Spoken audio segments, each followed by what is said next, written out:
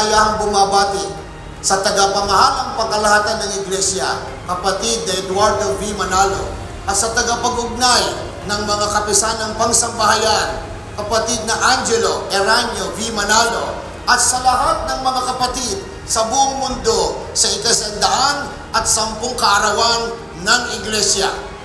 Happy 110th anniversary po!